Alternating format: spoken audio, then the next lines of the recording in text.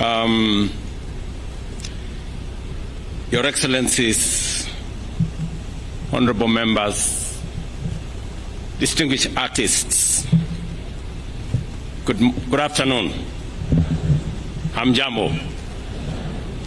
Let me take this opportunity, first and foremost, to welcome all of us, those from far and wide, to Eldoret,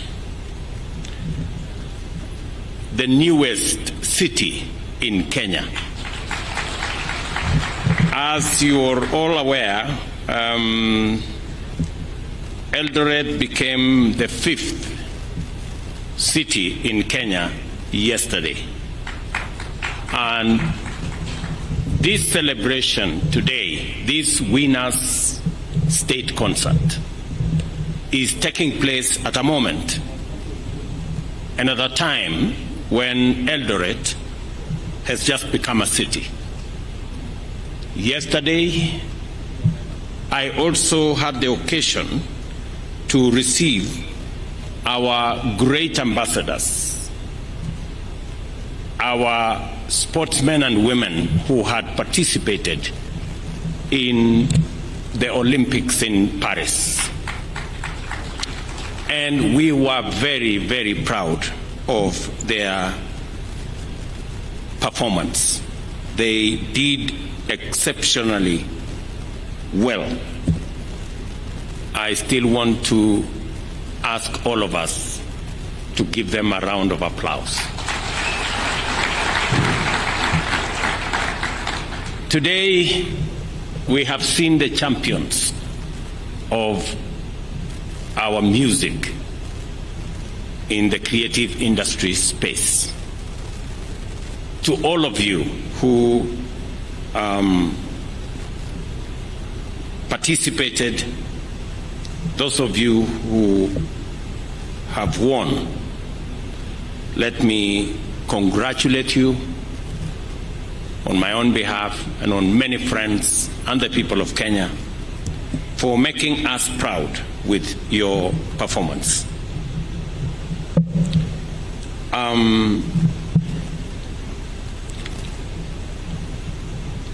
And I take this opportunity to welcome all of you to this very special state concert, hosted, as I have said, in Kenya's 5th city, the city of Eldoret, commonly known as the City of Champions. It is truly fitting that as we celebrate the conferring of city status on Eldoret, this new city also plays host to the National Music Festival. This great occasion is a testament to the limitless potential and talent that resides in our nation, Kenya, the natural land of champions. I have been informed that it is the very first time this event is being hosted in Eldoret. Congratulations, Uasin Gishu County, for all the work you have done together with the leadership of this event to host this occasion. I am also aware that it is the very first time that a state concert is being hosted here in State Lodge, Eldoret. Again, let me welcome all of you here. Please forgive me for the situation outside here. It's not very tidy because this place is not used to hosting big events like this. Next time, I will make sure that I improve on my hosting. I need to do some work around this compound to make sure that when I have guests like you, you have ample and adequate space to come to. The Kenya Music Festival has long been a fountain of creativity, nurturing the raw and potent talent found in our young and youthful learners. Over time, this festival has offered a platform for learners to showcase their boundless gifts in music, dance, and poetry. These talents, identified meticulously and shaped and honed by the dedication of teachers, tutors, and lecturers, have played a transformative role in our society, building confidence and instilling pride in those who have graced the stage, as I saw them here this morning and afternoon. This year's theme, Talent Development for Growth and the Creative Economy, is both timely and aligned with the government's agenda. We recognize the creative economy as a pillar of our national economic transformation, and the Kenya Music Festival is a vital component in this endeavor. From vocal and instrumental music to traditional and contemporary dances, and from scripting to public speaking, this festival has demonstrated its enduring legacy in developing a broad range of creative talents. The digitization of these performances, spearheaded by the Kenya Institute of Curriculum Development, is already providing our students with new avenues for recognition and revenue generation as their content reaches not only local and regional, but also global audiences online. These festivals' impact on the creative economy can neither be gainsaid nor overstated. It fosters local talent, promotes economic growth, preserves our cultural heritage, and builds a sustainable creative system. Additionally, it provides our learners with the opportunity for international exposure, preparing them to compete on the world stage. As you are aware, Kenya has been given the opportunity by the German government to be the country to showcase our culture next month in Germany. And among the participants that will participate in that event in Bonn in Germany will come from this festival. It will also come from the drama festival. The numbers involved in this year's festival speak volumes about the value we place on the creative and performing arts. We've been told here close to 145,000 participants, students from different parts of our country, have taken to the stage representing all levels of education, including special needs education. And we saw the children here from Joyland Thika, and they did a fantastic job. This inclusivity is a hallmark of this festival, ensuring that every child has an opportunity to realize their full potential. To further support the aspirations outlined in this year's theme, the festival has introduced categories that directly link participants to the performing art industry.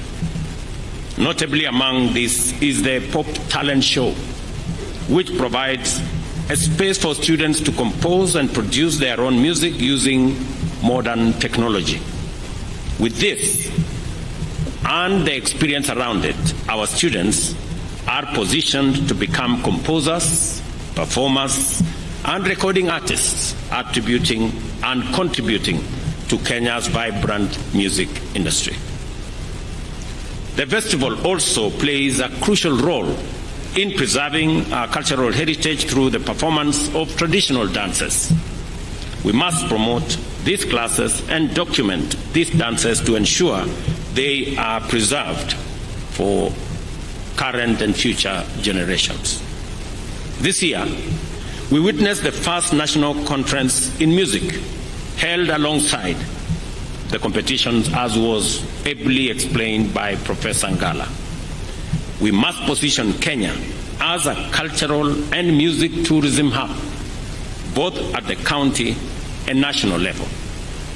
I also extend a warm welcome to guest teams from other countries who joined us this year, and I hope to see more international participation in the future. The success of this festival would not be possible without the support of our partners. Your contribution, collaboration allows us to realize the government mission of educating and creating a better world together for the future. On the financing of Kenya Music Festival activities, I urge the leadership to propose sustainable measures and form stronger partnerships with the private sector. The festival must find alternative sources of income to ensure its sustainability and continued success. I have heard what both ministers have said about this, about the plans they have on how to make this sustainable, how to bring on board the private sector, how to expand the sponsors, how to create opportunities for advertising, for talent identification, for the whole space around the creative economy. And I am looking forward to an ecosystem that is going to fund itself as we go into the future. And we will be deliberate on making sure that that becomes the case. Ladies and gentlemen, the creative arts, music, dance, and elocution are not only sources of immense national pride, but also of gainful employment. These industries support jobs in sound engineering, event management, costume design, and more. The government of Kenya has made several initiatives to support these sectors, including strengthening copyright laws to protect artists' intellectual property and ensure they receive their fair compensation for their work. I'm very happy that the Minister for Youth and Creative Economy has said that more money will be going to the artists and less to the agencies. It is my position and direction that 80% of those resources should go to the artists. At the moment, as less as 20% gets to the artists. Royalties is not money for running offices. It is not money for paying for fuel for cars. It is not money for paying salaries. Royalty is money for artists. And it must be the case. So going forward, the copyright space, the whole creative industry management must now focus on ensuring that 80% of the money raised as royalties in this sector get to the artists. Those are my instructions, Waziri. You know what to do from there. We are also working with county governments to establish and maintain cultural centers and performance venues, providing artists with the facilities they need to thrive. This is another space that I will want us to work together around to see that we build the necessary infrastructure to support the creative and art space. The performance we have witnessed here today are a testament to the dedication and hard work of our teachers, trainers, and students. The education and entertainment value of this production is immense, and I have been thoroughly impressed by what I have seen. As we conclude, I wish to commend Uasin Gishu for being a hospitable host and for the support provided by the county government and security agencies to make sure that this event, a huge event of 140,000 people in this city, is not a mean feat. Congratulations. For the teams proceeding to the international stage, I have a message for you. Like I reminded our triumphant athletes who have just returned from the Olympics in Paris, you are both our best and the world's finest. There is nothing, and I repeat, there is nothing that is beyond you. So go ahead and make your country proud. Please, by all means, shine.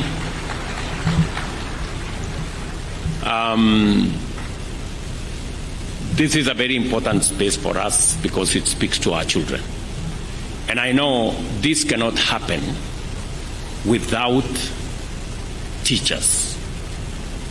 The teaching fraternity make huge sacrifices and a huge contribution to make sure these events are held.